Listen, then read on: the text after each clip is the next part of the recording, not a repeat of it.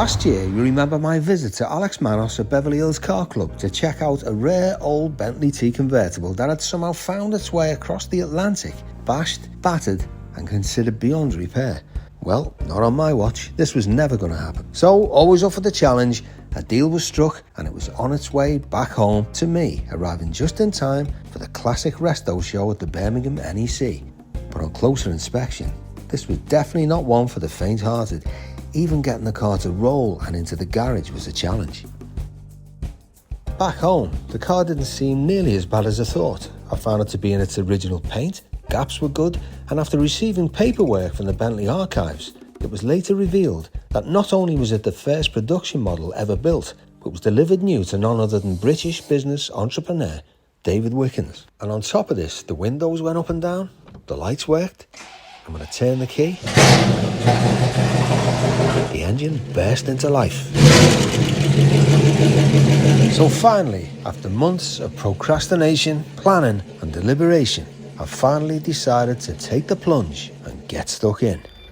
I start with the purchase of a complete rear suspension from Bob Jenner of Volkshaus, and with the help of Gary Blunden at the Speedster Clinic, it's carefully loaded into the back of the faithful old Mercedes estate, with literally inches to spare.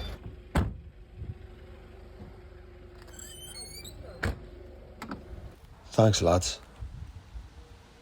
So from Warwickshire to home, that's when the hard work really started, working out how to get it out. Go on. Whoa. Go on, bit more. Bit more. Go on.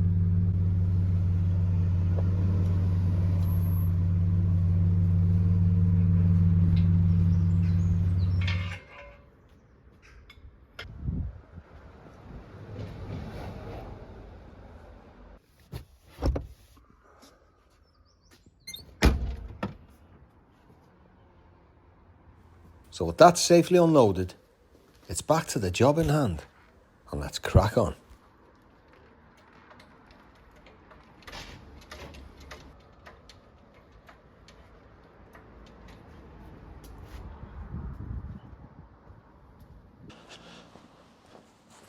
Right, so let's take a look at this and see what we've got, shall we? I mean, what a buy. I think this was all going to scrap, and I managed to get it for like £80, which is an absolute bargain because I need it for this. You know, you've got your axle, you've got your brakes, you've got your calipers, you've got all this, you've got your subframe mounts. I mean, there's just everything here that you need. Okay, I'll admit, looking at it, it's slightly later than mine, but they're generically basically the same. This one's got the added anti-roll bar or stabilising bar at the back, which in 1967, I don't think they thought about it back then. This is probably a 70 or a 71 on. So they're just slightly newer, but all the dimensions should be exactly the same. But obviously I want to keep the car correct because of its provenance and just keep it original as I possibly can. Yeah, I mean, the main thing I'll need it for is this, because I'll show you on that one, it's completely twisted and shot. So let's, you look here. This obviously fits into here, and that drives your axle and your wheels and everything else. But if you look here, this is what was missing from my one, obviously lost in the smash. You've got this little hammer thing that goes on the end, this little pivot, this collar, and you've got all these needles inside. Now, just to purchase the kit for them, for one, it was like £300 or something. So considering I got this for like next to nothing, it's a no-brainer. And if you take a look at my old one, all this is missing from there, obviously in the smash. And you can see it's taken a bit of a hit here. Yeah, so rather than, you know, try and repair that and that'll be all out of balance or it's damaged, I might as well just use one of these in all its entirety. You know, it's just easier, and they're all the same and they're not sided, so yeah. You know, look at this, a really good axle, all your brakes, your subframe, all your brake lines, which all look nice and clean. You know, all your mounts, I mean, it's for nothing basically. So anyway, let me show you the damage under the car.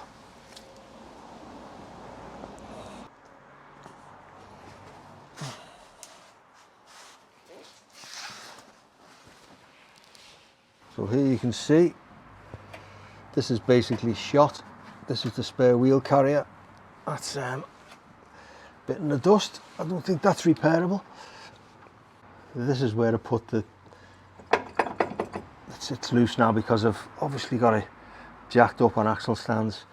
But if you look here, you can see somebody's tried to weld a strap here because the wheel was just flopping about, obviously. And this is what I've had to do just temporarily, obviously, just to push the car into the garage, really, or get it onto the trailer. It was an absolute nightmare, as you can remember from the past episodes.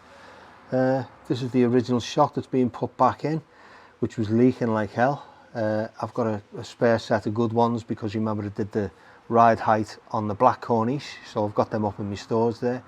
Now this is where the main damage is. I'll just show you. This is the front of that leg that goes onto the hub, and this one's fine, it's all neat, there's no movement there. But if you look at the other one, I mean, you can see it's actually twisted. See that? You can see where it's actually ripped out. See at the top, this whole bar here is twisted in the smash, and you can see the bend. And then at the top, this bolt should be vertical, not horizontal or the other way around.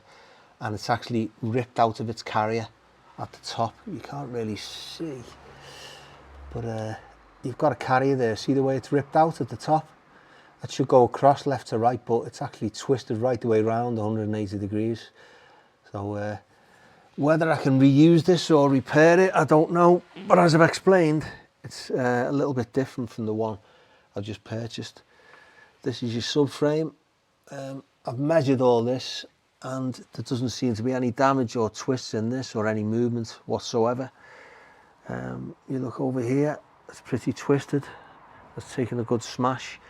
And the exhaust as well has moved bits like this, and the, you know, little ridges at the side of the floor pans and that. There's where the exhaust was. But what's amazing about this car, look at them brand new brake hoses and brand new brake lines as well. And let me show you this as well. Look at that. Brand spanking new brake pads and lines going to the caliper. So, as I've said before, this is a really well maintained, well looked after car. I mean, it's incredible. New fuel lines, new fuel filter, everything's brand new on it. So it's been really well looked after in its time. Look at this, I've got one of these. So that can be replaced with the other one I've got, which is perfect. You look at the fuel tank, amazingly. Okay, it's pretty severely damaged underneath, but there's no leaks. And the fuel's really clean in it. It's really surprising. It's a real mystery about this car. It's like it's being hit from behind, substantial damage. Yet it's just sat there, and obviously it was well maintained before it was put in. Look at this, brand new fuel pump there, brand spanking new, with new hoses going to it. So you look at this here, this is your high control valve.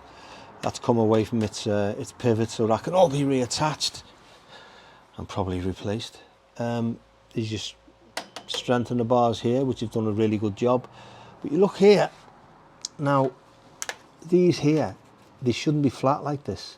They should be like that, like a ridge all the way along. But what happens is, these idiots in these breakers yards, they just think, it's scrap anyway. Get the forklift truck underneath it and lift it, and of course it makes these go flat. And there's the same happened to the black Corniche when I was restoring that. And it's just a case of bending it back down. It's really thick, comprehensive steel, you know, and just basically bolstering and just knocking them out with a bolster until you're happy and it's completely even all the way along. And it'll need that doing because when it goes on the jig, I think it fastens onto them as well underneath. So yeah, some idiot is, well, it could have been someone getting a jack underneath it, but that's the only real damage in the floor really. Look how clean it is underneath. I think this is probably being done by when the exhaust is smacked off and it's gone up into the car like that. And that's what's done all these little bits of damage, like, you know, you can see here where it's ripped out where the strap goes. Or you've got a strap here. This hanger or strap as you call it. And this has been ripped out from here in the smash too. But, you know, considering it could have been an awful lot worse. I think I've explained before, I think part of the reason that it's survived the crash so well is these cars were designed, when they hit from the rear, to go down into the ground. So it takes the brunt of all the hit. So it doesn't go right into your cabin and kill your passengers, and it also doesn't spin the car over and hit other cars or other pedestrians. So it's, you know, they put a lot of thought into the design of this car. And I think if that wasn't put into place, that safety mechanism, I think this car would have been completely obliterated. But, you know, hats off to Rolls-Royce. Oh, and just take a look at this as well. This is the old exhaust, as I've shown you before. The spring, which needs to go back on eventually when I've done all the work on the subframe. I've taken the liberty as well of ordering a brand new exhaust system, which I'll go and pick up in the next few days. Okay, it wasn't cheap, but it's just amazing that these parts are still around, you know, they're still available. Okay, they may be patent parts, but, you know, like I've said before, that's the good thing about companies like Intracar. You know, they remanufacture parts that are no longer available and are now obsolete, and it just helps us keep our classics on the road. So yeah, and I've also got, I also purchased the rear panel. Now, it's a patent part, but it's a decent patent part, because you know the score with these patent parts, sometimes they just don't fit. But I've only bought it as a precaution because I think when this eventually pulls out, I'm confident that this will pull near enough straight and it can be repaired. So I'll therefore keep the integrity of the rear end of the car as well as the boot floor, which is absolutely solid. I mean, the gauge of this steel is, I mean, it's phenomenal. And I've also got Intracar have sourced me a rear wing as well, a brand new back wing. So yeah, great, coming together well. Now all the hard work begins. So as I've said, on the Bentley, this part of the wishbone here, all this is bent to the point where the bolt here, which goes through the middle, this is all twisted in such a way that the bolt is now pointing down. So it looks like it's toast to me. But who knows, it might go again, because I don't think this one's going to cut it.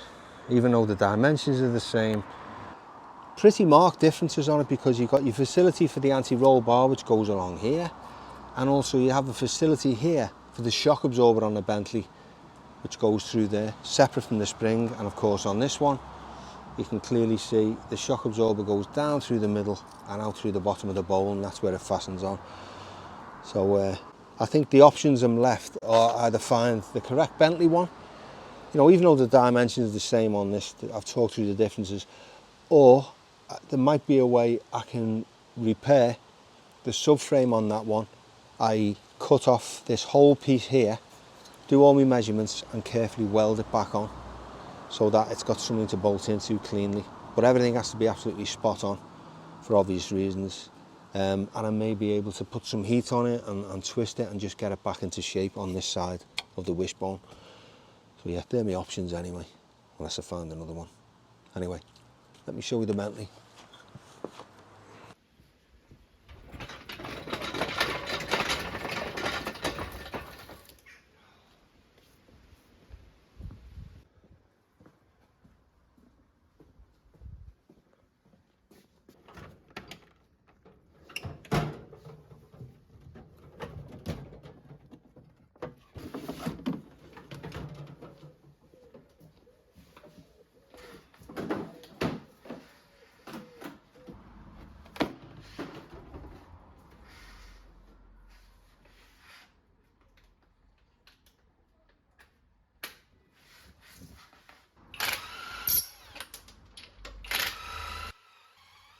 Now, if you look at these tyres, these are the American Firestone tyre. This car was originally fitted with Dunlops, not the Avons. I don't think they got to that point by then. Discs are nice and clean with even wear. Now, I know we'll keep going on about the thickness of the steel on these old Bentleys and Rolls-Royces, but it really is a really thick gauge. Obviously, all this is going to have to be heated and dollied out and put back into shape. Now, this crease here, it should be here, but it shouldn't be as prominent as this. I think during the smash, it's gone forward about 1/4 to possibly 1/2 inch, so this is going to have to be pulled out.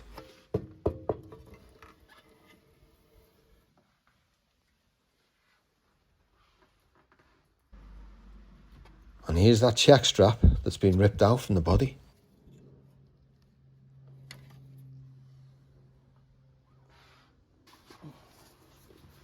This poor old car.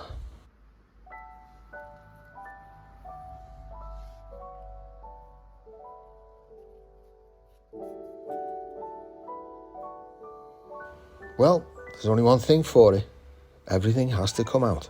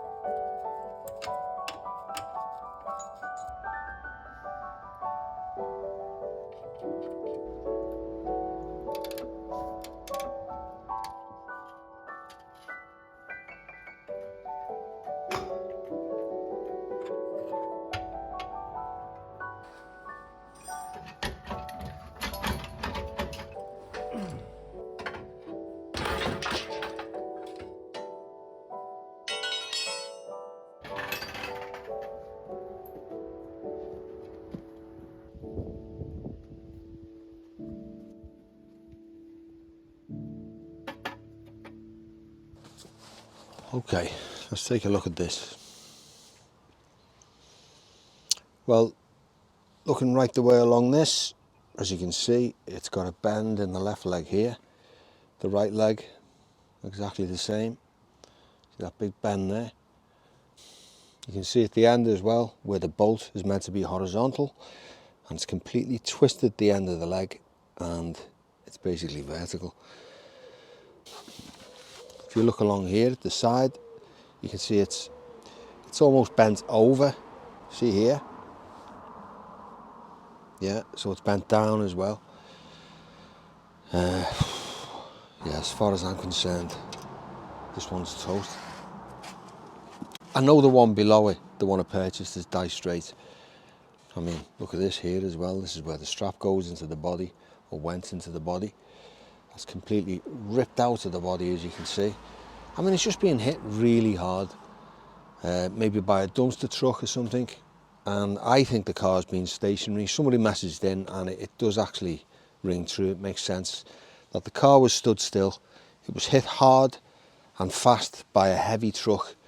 And as I've explained before, these cars were designed to go down into the ground, and this left corner's just taking the whole brunt. You know, it's a great safety mechanism. It's a brilliant design, but it doesn't make it any easier for the likes of me who's trying to put it straight.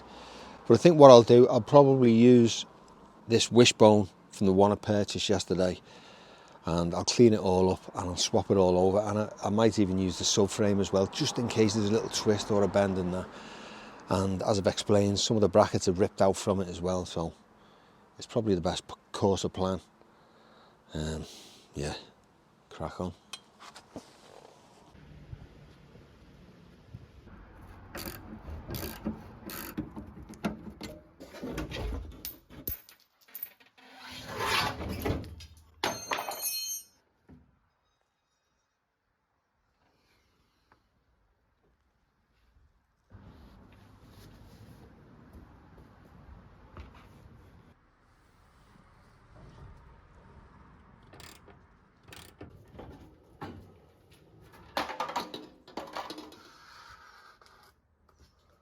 Dear me.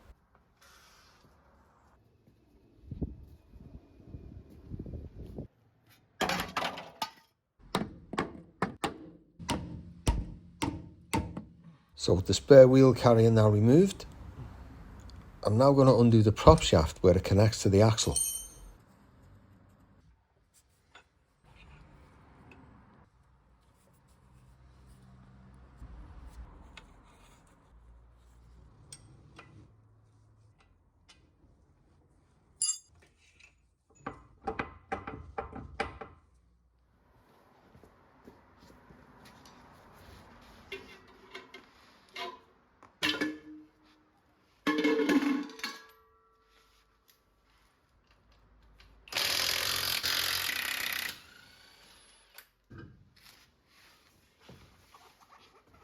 Then it's off with the half axle.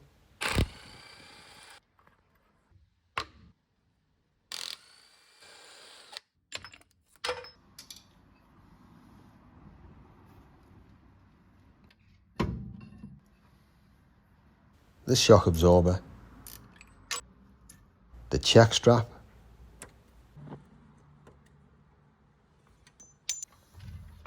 and the spring.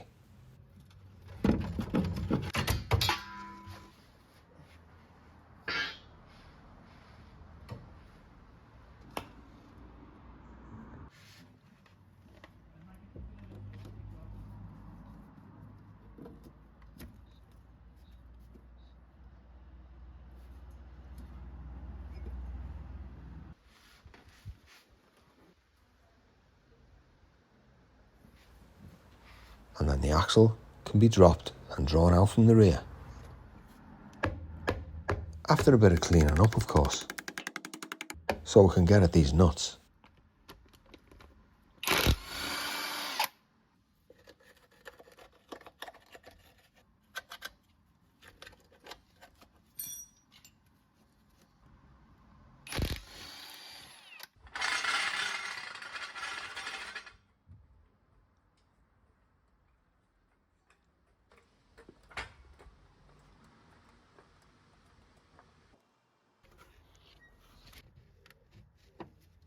I undo the large bolts either end of the axle carrier, making sure to keep all the spacers and the washers in the right place.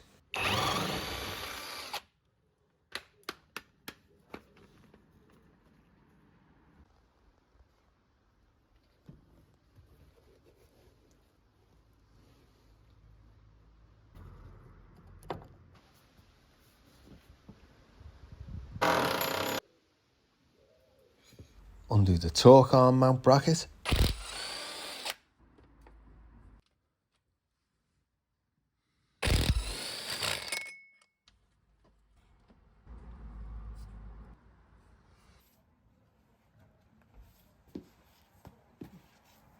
And we're away.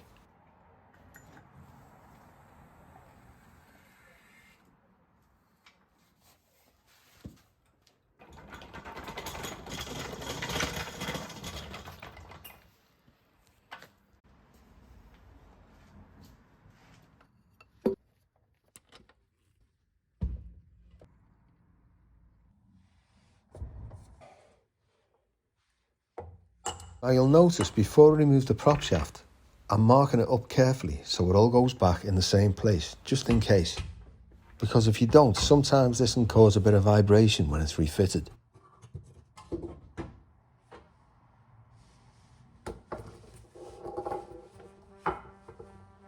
And now I've got the laborious job of milking the brakes and then undoing every brake hose, every clip and every electrical wire before I drop the subframe. If not, it's simple. It'll just rip it away from the body.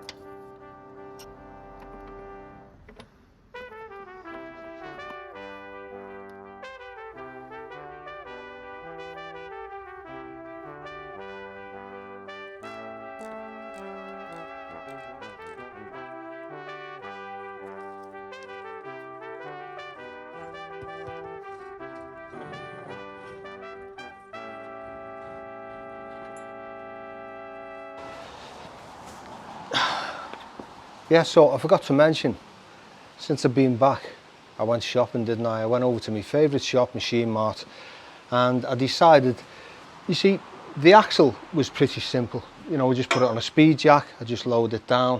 There's not that much weight in it compared to the actual subframe itself. Now the subframe's a different kettle of fish, it's got all the equipment on, it's a lot more cumbersome, it's a lot heavier, and it's more dangerous. So I thought, let's err on the side of safety. So I decided to be a little bit more inventive, think outside the box, as I sometimes do. And this is actually a motorbike jack, but it serves the purpose perfectly. I can just wheel this in, jack it up. I'm going to tie it on with these ratchet straps, just for extra safety, because it's a lot heavier, and that'll just save it toppling over and causing damage or injury, and you know, let's be on the safe side. And then when it's on and secure, just hit the pedal, we'll take it right down, and then you just wheel it out at the end. I think it's a great piece of kit. I'm really pleased with my purchase, and anyway, I digress. Let's crack on.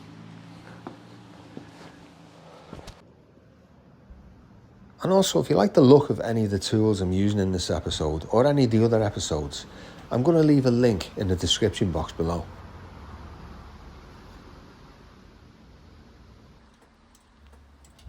I'm just giving it a little bit of support underneath before I undo everything.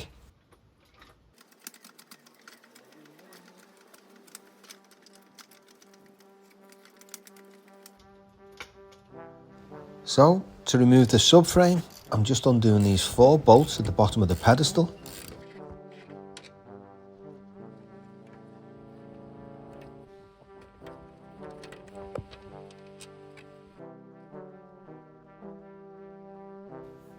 And then I undo the main bolt.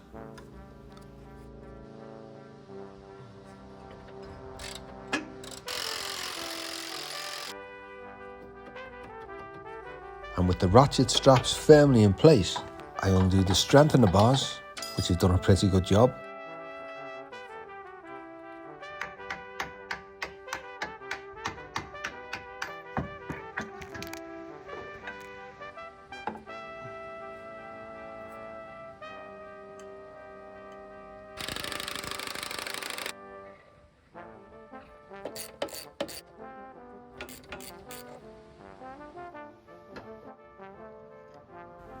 And then it's ready to come off.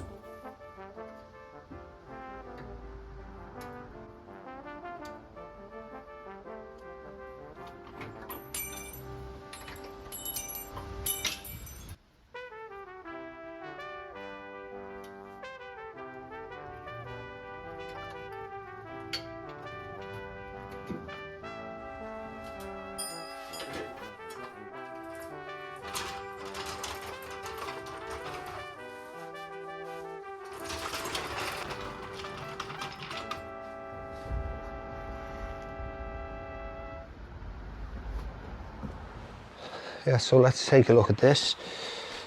Now, this is what I was trying to explain before. See the front of the wishbones here? Where they go into the box sections? They're all right, they're all perfect, there's no twists, there's no dings, there's no bend in the wishbone itself, so that's all good, that side. But this side's a completely different story. You can see here where it's taken the full impact of the collision, and it's just twisted and snapped through the front arm. So yeah, I think what I'm going to do, rather than cut the box section off this one and weld it onto this, I just think that's going to compromise the whole strength of the subframe. And who knows, it could be slightly twisted anyway, because it was quite a big impact. Yeah, and I think that's just the way forward, really. I'm just going to have to swap everything over, all the ancillaries onto that one, clean it all up, paint it all up nice, put new height control valves in the new one, and just basically clean it all up and have it as good as new before it goes back in. That's the only way I can kind of guarantee that it's going to go in straight. I'm not going to have any problems further down the line. And of course, here are the shims that go on top of where the main bolt comes through. So you just remember what they are and where they are, just so everything goes back into place in the right way. And I think when we actually pull it down at Auto Renew, we'll probably loosen the main bolts, at least on this side anyway, so it can, when the car pulls, it can go into position and we can tighten everything up again. But anyway, I'll leave that to the experts. But yeah, there you have it. Right, I think I'm due a little break. Let's have a little trip out and pick up a few supplies. Okay, I'm just on my way down to London, well, Wimbledon in London, to visit Intracar. Over the last few weeks I've been speaking to the lads there, Matt and Phil especially, and just tried to put together a comprehensive list of what I might need for the Bentley going forward, because I'm cracking on with it now, as you know. They called me and said they found me a wing, which I'm really excited about. I think it's probably a second-hand one, but I don't know. Listen, anything's better than nothing, because as you know, they're as rare as hen's teeth. And also, I'm looking forward to seeing John Tupper, who's apparently around, the CEO of Intracar. He said he's got some exciting new products on the go, stuff that was no longer available, and he's remanufactured and it's now on the shelves and ready, you know, ready for sale. So I'm looking forward to seeing what they are. It's always interesting going there because, as I say, there's a lot of parts that are no longer available, and I love the way they go about the business.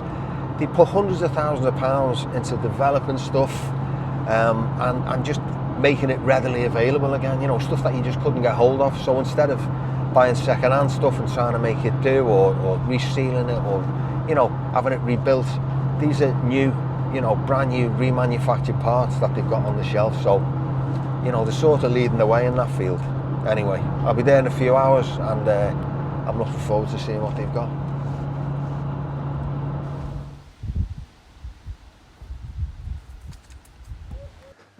How you doing, Matthew? Hey Gary, nice to see you. Always good to see you, mate. All right, well we've got some good bits to show you. Oh yeah. Hopefully make it worth your while. Oh, it's like Christmas, Matt. Wow, look at them. Yeah. So this is the entire exhaust That's system, a full exhaust from the downpipe onwards, and Yeah. you've got your clamps. These. Oh wow. Have a look at that. That's like a thrust bearer for the clutch. That's like a work of art. It's a good bit. Yeah, it's not gonna fall off. These are the phosphor bronze. Yeah. So what you've got is you've got the phosphor bronze nuts, Yeah. which will prevent them from seizing on, because obviously it's in the worst conditions possible under the car. Yeah, they just jam up, don't they? Yeah. Just totally rust. So you've got the phosphor bronze nut, and then you've got the wasted bolt, so it doesn't seize inside the Yeah. clamps. So it's slightly thinner. Yeah, it's than the made rest of narrower, it. so it doesn't sit Yeah. inside the hole and rust up. Oh, it's like a work of art, that. Yeah. Those bolts as well. And then we've got a good few bits of suspension here for you to get on with. Is that the straps, yeah? Yeah, so these you've got the check straps. Now, people don't really know that these are gone, but they've got a lining of rubber on the inside. You have to keep them greased up, don't you? Yeah, you're supposed to grease them at service intervals. People don't, and also the rubber falls off. And then, obviously, as you're going up and down, if you do go over a bump at speed and it bottoms Sounds out, like an it's old going to bed. crash Yeah. into that. The other thing that can happen is the bolt can actually rip out from the... Well, it has on mine. yeah, there you On go. the Bentley. It's ripped out the complete plate with the insert, you know. Yeah. We got your new spring seats Oh yeah. as well. It's for the half axle, as I call it. Yeah, drive shaft Yeah. UJs there. Yeah. Oh, these are the spring carriers. That's your spring cup, which is mounted onto the trailing Yeah. arm. I may not need these, but it's Yeah, good to that's- have them just in case you do. Yeah, that if you've got, what can happen is obviously water sits in, it has got drain holes, but water sits in there and rots it from the inside out, and that'll fail an MOT if it's got a hole in it. So it's a matter of cutting the old one off and welding a new one on. Now, this new subframe I've got with all the gubbins on, it's got like a cup there. I think on that one it doesn't have the separate bracket for the shock absorber. It's a slightly later one. I think it's a 1970. I know they're all the same basically, you know, measurement wise, but I think the shock absorber on the modern one goes through the middle, doesn't it? On the four-door cars, it's got the shock absorber that goes through the spring. Yeah. And there's a cup that goes underneath this. There's another cup which mounts to the bottom of this cup, Yeah. which houses the bottom of the damper. But then, like you say, on a two-door car, on the convertible cars, they've got the damper separate to it. Yeah. Yeah. Oh, my stomach turned over Yeah. when I saw these. Your Detroit rubber boots. But you were saying that they take the hammer top off to fit I them think in the book. workshop manual, what it tells you to do is to take the pin out of the shaft, which requires a decent press, and then obviously you've got to get it back in centrally. Yeah. But with these, you can put them in hot water and they will stretch over if you're quick enough. Don't let them cool down, and That's what I did. you can get them over. Fun and games, Yeah. but Yeah. got to be done. Yeah. Do you have the clips that go with those as Yeah, we got the clips for those. Yeah, got all of that. well? This is for the subframe, isn't it? Where the big bolt goes through, is that right? These Trail are arm? yeah. These ones are actually the tie bars. Oh, tie bars. Yeah, that go from the subframe to the body. Yeah. But we got the trailing arm mounts as well. There's a couple of different trailing arm mounts there. These ones, these I think they're the outer tray. They're just a plain bush. That go into the So where the trailing where the In- trailing into the- arm goes off in a V, Yeah. you've got one that mount like that, and then you've Yeah. also got another one. So these ones, there's 4 of these. There's 2 on each side, Oh, and yeah. they mount opposing each other on the other side of the trailing arm. Yeah. And that's how the trailing arm mounts to the subframe. But as I was saying, you've got to be careful with getting the wheel alignment, so they've got to jig it up to make sure that it sits right Yeah. when Well, you put it in the there's rear. a lot more to do before the Yeah, you can worry about that later. jig all that up, yeah? Yeah. Wow. Really impressed with all that. Yeah, there's your rear shocks there. Yeah. Mine was just obliterated, you know, it's being Yeah. hit that hard. Yeah. Well, most of the time these cars have had the rear shocks on them for years and years and years, and you don't know, but they're not working properly. What did you put on originally? Was it the Bose? Yeah, Bose ones, I think. But it never hurts to put new shocks on because it does make a big difference. And also, they're an uprated damper as well. What else have we got? We got all the bump stops here. Yeah, you've got check straps. You've got your diff carrier mounts for where the rear diff support is mounted up to the body. Oh, yeah, yeah. We've also got the torque arm rubber mounts as well. That's where the torque arm from the diff carrier mounts to the rear subframe Yeah. and transmits the... Well, the diff carrier on mine's pretty mangled, as you can Yeah. imagine. Yeah. So, off this second-hand one I bought, that's nice and straight, so Yeah. I'll probably use that. But Well, with yeah, the new also mounts- the torque arm as well. A lot of people think you can jack it up, but it's just a thin pressed kind of alley plate, and it just bends. So Oh, yeah. that's a Yeah, common. well, I think that's got a big crack in the front of it. Right. So yeah. I'm going to use the one off the, Yeah. you know, the new one I bought, or the second-hand one. Oh, Yeah. these are all the carriers for the... Yeah, they're the exhaust hangers. This exhaust like a work of art, Yeah, isn't it? yeah. Look at that. Wow. Yeah. And they got all the little... You got Brillo your pads springs. in You've as got well. 2 different rates of spring on them. Yeah. With your Brillo kind of dampers in them. And how do you know which is which, or are they all the same? I think there is 2 different types. Yeah, there's 2 of one and 1 of another. Yeah. Oh, yeah, yeah. Yeah, there's the two of But one, there's not a and great that's the deal of one the difference other. between them. Yeah. But it's easy to work out where they go, because mine's Yeah. just been completely snapped off. in Yeah, the no, smash. it's easy enough to figure that out. We can show you. We've got them on diagrams as well. Obviously, you've got the Brillo pads, I call them. Yeah, the Brillos. These are the subframe mounts. Yeah. You've got 2 of these and 2 shorter ones. And there's actually another one that I was going to show you. That's just refresh my memory, Matt. That's where the main bolt goes through. Yeah. Either side of Yeah, the subframe, that's right, and you've yeah. also got 2 like that, haven't you, on the Yeah. top, or 2 double ones. Yeah, and I'll show you the ones we're working on at the moment. If you come out here.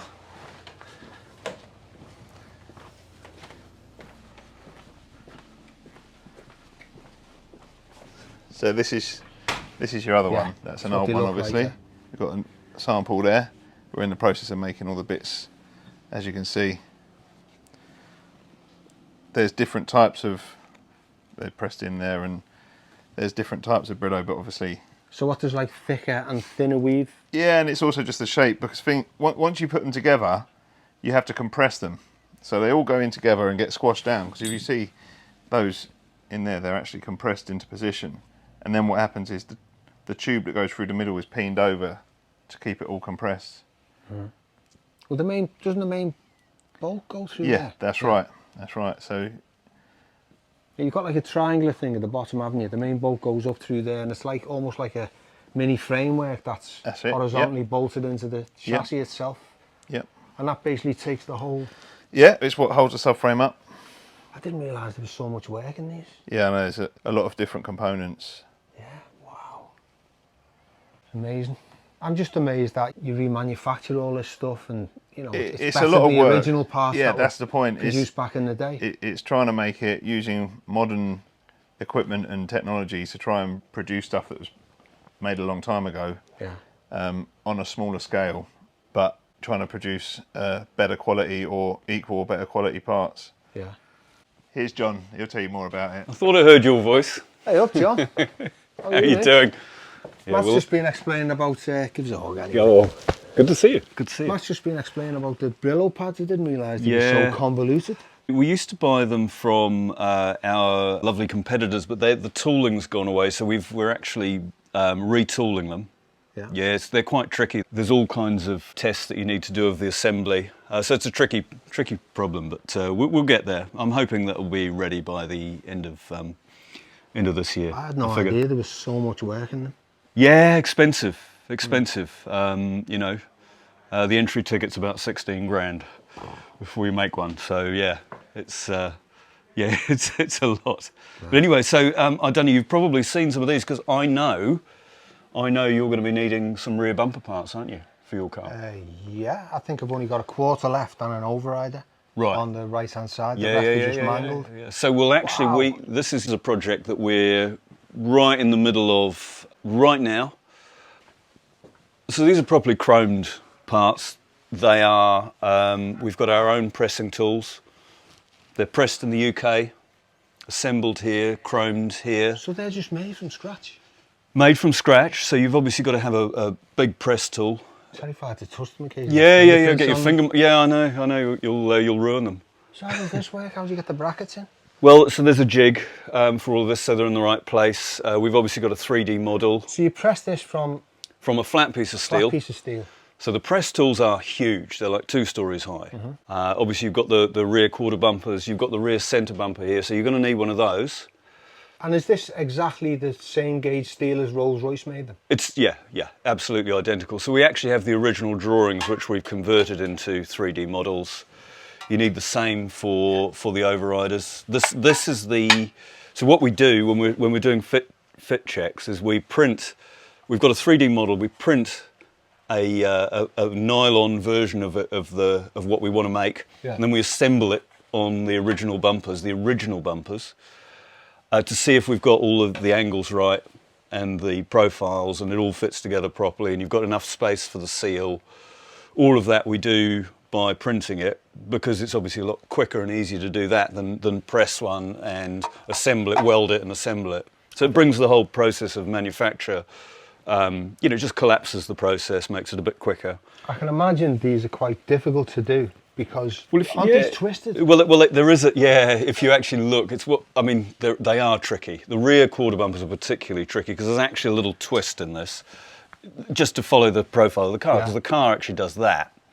So you can actually see that there's actually a little twist in the way this whole thing is made. It's really quite tricky. You think they're straightforward and completely straight, but when you put them down on the deck, they fall over. They want to fall over, That's not straight. Yeah, but that's just how they were. But I mean, we've been working on, the front bumpers. I mean, you can see here, these, I actually have just seen the finished article. These are actually prototypes that we approved. These are fit prototypes. So this is the one for the Silver Shadow, also for your Corniche. The later Corniches are slightly different. They're actually shallower, so we're doing those as well. Basically the same bumper. This is for the Bentley, the T type, which obviously has a different grille, so you've got a different profile there, so you can see. But these are literally just about, they're coming in on Tuesday, so we'll have those ready. This is amazing, John. I mean, especially with the rear bumpers. There's so many times people go into the back or you get a part. Well, they rust as well. And you'll get a second-hand one, you get it re-chromed, but it'll never be quite right, and they're phenomenal expense, aren't they? If they're still available, I don't know. Yeah, From Rolls-Royce? No. So, There's. I think that you can still just about get one part from Bentley Motors. Wow. And that's obviously the centre bumper. Have you spotted the deliberate mistake though for your car? What, the holes aren't drilled in? Yeah. So I'm gonna. So when. Right away. Yeah. So this we can't really supply that to you for your car, that one. But they're currently going through production right now. Yeah. So I'm going to hook some of those out, and we'll get some of them done with the holes. Wow. So for Corniche models, we'll have those done as well. Now the holes won't be in the same place because the Corniche has an RR sign, doesn't it? And it's on a pedestal. It's on a plinth. So there's a couple of vertical holes that go right in the centre. Drill them in, and then we'll chrome it. The chrome is done to a particular British standard. Who by? It's a company called ACF Howell. They do all of Jaguar's work. They're a good outfit. They've told us what spec they're using. We've checked that that's okay. We're happy with that. We've also done salt spray on them just to confirm that the actual the bumper is coming out the right spec. Tell me, John, if you're using new steel like this, Yeah. is that easier and cheaper to chrome than if you were, say, for instance, rechroming a second-hand bumper? I use Douglas Chrome, and they're really good. Yeah. They're fantastic, and they showed me all the different procedures and the different stages of chroming and triple chroming and that. Basically, it costs us half as much to chrome plate that as to chrome plate a second-hand one. Because obviously it's got to be stripped, you've got to get rid of any, I mean, a lot of this is 50 years old. I suppose a second-hand one as well, you've got to repair it, you've got to knock a lot of them things have got, out. if there's any of that. You've got to fill them, you've got to file them, there's all that. All the polishing, all of that is so much easier on a new bumper. You can understand why it's so expensive, can't you? You know, people moan about the price of chrome, but if it's done properly, it's worth it, isn't it? I mean, there are literally 6 businesses involved in the manufacture of these parts. There's the toolmaker, there's the 3D modelers, you've then got laser cutters, you've got the guy who's actually assembling it, so putting all the brackets in the right place, not so much on these, but certainly if you look at, well, even the overrider, that's actually at a kick. There's a kick on, that's at an angle. Oh, John, I've fitted these, and it's one of the most annoying jobs. You're just at it forever. Yeah, well, hopefully, I mean, we've put it... Lining the bolts up and everything, you've got to get we've them made quite our right. holes There's a a slight bit... twist in them, you're there forever. Well, we're making our holes a bit bigger, so you've just got an extra couple of mil of movement. More forgiving, yeah. Yeah, because they are the original ones are very, very tight, and there's almost no room for the seal. So yeah, I mean, so we're just trying to make it a bit easiar. Do you know what, John? I thought you were scientists here, and I was having a look at this. I thought, oh, let's have a look. All I could see was nude women inside. Just. Well, no, there's got to be pleasure in amongst all the pain, but yeah, you can cut that bit out. Can you lend me the slides? So anyway, I mean, these are the finishing touches for your car, and I'm going to come up and see. I like this worktop better than anything, John. Well, you know what this is, though. Gotta get me one of these, mate. Yeah, well, this is a surface table, right? So this is, I think, this is flat to within a micron or two across the whole top. Wow. It actually cost us £1,000 to get it from the outside just into here because it's so heavy. It's 350 kilos. But it's a proper lab grade surface table, so when you're measuring something, you need to know how you're measuring it accurately. Should have just got Matt to bring it up the stairs. Do us a favour, Matt. I'll put the kettle on. You should have seen the guys bring it. You should have seen the 4 guys who had to lift it onto the trolley to roll it around. There were like 3 of you. Yeah. Anyway, so there's a whole lot going on here. John, as always, I'm really impressed with what you do here and all the stuff and all the hard work and all the research you put into remanufacturing the parts that are no longer available. And I've said this time and time again, I think it's what keeps our classics on the road. So I think, it can't be easy because there'd be a couple of other people doing it. But I mean, certainly it's not boring either. No. But anyway, you're starting to bore me now. Come on, let's go and get a coffee. Yeah, all right. Right, okay, so what about that? Whoa! I know, that's a rare beast. Hang on. Come and have a look. That's a brand new one. Is that new old stock? That's new old stock. I don't know how many there are in the world left of those. That are made. Second-hand. No, that's new. That's new, and it's the right one. It's got the right flare. But if you have a look at the old school label on it. That's proper. Absolutely incredible. So yeah. Ford. I'm only messing. No, look at the size of it. Yeah. Are you going to fit that in your car? Yeah. Listen, I got That's an amazing, entire isn't it? rear suspension off the car in the back. Oh, okay. Forklifted it in, and it went in with an inch of spare. Well, that's light as a feather in comparison. So yeah. No, it's nice. It's good, isn't it? It's good to be able to get these things occasionally. Unbelievable. You're probably one of the last people on the planet that's going to get a new one of those. Couldn't have gone to a better person. I'll tell you what, John, mine's crunched to about there. Yeah. I mean, just... No, that's... Well, stayed in one piece, I don't know. This is going to be great. So I'm going to come up and see this car right soon. I want to come up and spend some time and have a look about it, because I've not seen it in the flesh yet. I want to see it. Well, before and after. Before, during and after. Yeah. It's surprising, John, because apart from the smash, you look underneath, all the brakes are brand new. They've been done from front to back. All the fluids are perfect. Car starts on the button. The interior is really lovely, nice patina. I mean, it's an incredible car, except for the smash. It looks to me like it's been really well maintained. It's low mileage. Yeah. It's been hit by a dumpster truck or something when it's been parked, and they've just written it off. But I'm really excited about it, John.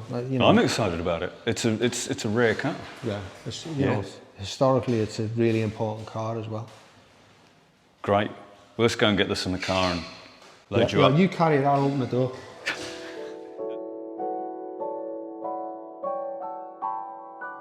So, delighted with my purchases and the lad's rare find. For me, it's the end of a fruitful day with marked progress made on this rare Bentley. And loaded up with my booty of fresh parts, I head off into the sunset, back up to Liverpool, with renewed confidence that I can safely crack on with the job in hand.